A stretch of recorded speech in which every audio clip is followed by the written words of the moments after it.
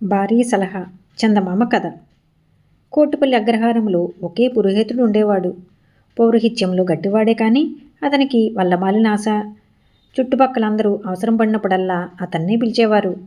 అవతల వాళ్ళు ఉన్నవారైనా లేనివారైనా ఈ పురోహితుడు అందరి వద్ద ఒకే విధంగా డబ్బు పుచ్చుకునేవాడు.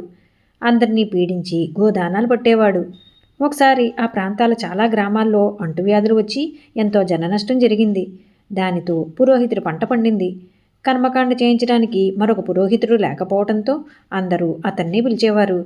కర్మ చేయించినందుకు గోదానం ఇయ్యాలని పురోహితుడు అందరి దగ్గర పట్టుబట్టాడు. గోదానం ఇయ్యకపోతే కర్మ నిలిచిపోతుందని భయపడి ప్రతి ఒక్కరూ ఏ గొడ్డుపోతూ ఆవునో ఎండిపోయిన ఆవునో ఆయనకు దానం ఇచ్చారు. అలా వచ్చిన పనికిమాలిన ఆవులన్నింటినీ ఆయన శ్రమపడి ఇంటికి తోలుకు వచ్చేవాడు. కొద్ది రోజుల్లో పురోహితుడు దొడ్డంతా ఆవులతో నిండిపోయింది. కానీ పురోహితుడికి పెద్ద సమస్య ఏర్పడింది. అన్ని ఆవులను ఎలా మేపటం? వాటికి మేత ఎక్కడి నుంచి తేవటం?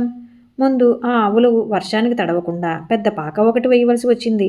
ఆ పాక వేయడానికి పురోహితుడు కూడబెట్టిన డబ్బులో బోలెడంత ఖర్చు అయింది. ఆవులకు మేత కొని వెయ్యాలంటే చాలా ఖర్చు అవుతుంది. మేత సరిగా లేకపోతే అవి చస్తాయి. తనకు గోహత్య పాతకం చుట్టుకుంటుంది. అందుచేత పురోహితుడు తానే వాటినన్నిటినీ మేతకు తోలుకుపోసాగాడు. ఈ పని మీద వేసుకున్న తరువాత పౌరహిత్యం సాగలేదు. కాలక్రమాన అతనికి తాను ఉభయభ్రష్టుడైనట్టు స్పష్టమైంది. ఎంతకాలం మేపినా ఒక్క ఆవు కూడా పాలియదు. అన్నీ ఎండిపోయినవి, వట్టిపోయినవీను.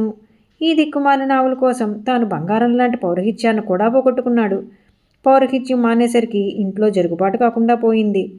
తాను పౌరహిత్యం మాని పశువుల కాపరి అయ్యాడే కానీ అందువల్ల అన్ని విధాలా నష్టమే వచ్చింది. పోనీ ఎవరన్నా కుర్రవాణ్ణి ఆవులను కాయటానికి పెట్టుకుందామంటే వాడికి కనీసం 3 పూట్ల తిండి అయినా పెట్టాలి. పురోహితుడి భార్య రోగిష్టిది. వాడికి వండి పెట్టడం తన వల్ల కాదని ఆమె చెప్పేసింది. గత్యంతరం లేక పురోహితుడు తాను పెట్టుకున్న కుర్రవాడికి తానే వండి పెడుతూ కొంతకాలం గడిపాడు.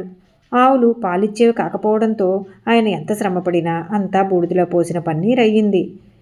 భగవంతుడా, నిక్షేపంగా పౌరోహిత్యం చేసుకుని బతుకుతున్న వాడికి ఎన్ని కష్టాలు తెచ్చిపెట్టావురా అని ఆయన దేవుణ్ణి తిట్టిపోసేవాడు. తన దురాశే తన కష్టాలన్నిటికీ మూలమని ఆ మానవుడు గ్రహించలేదు. అయితే అతన్ని కష్టాల నుంచి బయటపడేసినది ఆయన భార్యే. ఆమె చాలా తెలివిగలది. కొన్నాళ్లుగా ఆమె భర్త పడుతున్న పాటలు గమనిస్తూనే ఉన్నది. మీరు ఇలా దిగులు పడితే ఏమీ ప్రయోజనం ఉండదు.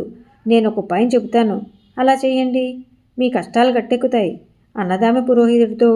చెప్పు, అలాగే చేద్దాం అన్నాడు పురోహితుడు. చూడండి, ఈ పనికిమాలిన ఆవులన్నింటినీ వచ్చినంత ధరకు అమ్మేయండి. ఆ డబ్బుతో 2 సేలు పాలిచ్చే మంచి ఆవులను రెండింటిని కొనండి. ఎవరన్నా గోదానం చేయదలిచినప్పుడు వాళ్ళు గోవును కొనటానికి ఖర్చు పెట్టే మొత్తాన్ని మీరే తీసుకుని గోవును కొని తెస్తానని చెప్పి మన ఆవును ఒకదాన్ని తీసుకుపోయి 3 రోజులు ముందుగా వాళ్ళ ఇంట కట్టేసి దాన్నే దానం పుచ్చుకొని చక్కగా ఇంటికి తీసుకురండి. ఆవులతో మనకు చక్కగా బోలెడంత డబ్బు వస్తుంది. ఇంట్లో పాడి ఉంటుంది. వాటి మేత పోషణ ఒక సమస్య కాదు అన్నది పురోహితుడి భార్య. ఈ మాట వినగానే పురోహితుడికి ప్రాణం లేచి వచ్చింది. ఆయన పనికిమాలిన ఆవులను ఏ కసాయి వాళ్లకు అమ్మేశాడు.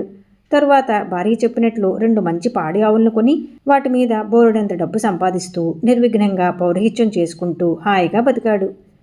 ఈ కథ మీకు నచ్చినట్లయితే లైక్ చేయండి, షేర్ చేయండి. మరిన్ని మంచి కథల కోసం మా సంపత్ ఛానల్ని సబ్స్క్రైబ్ చేసుకోండి.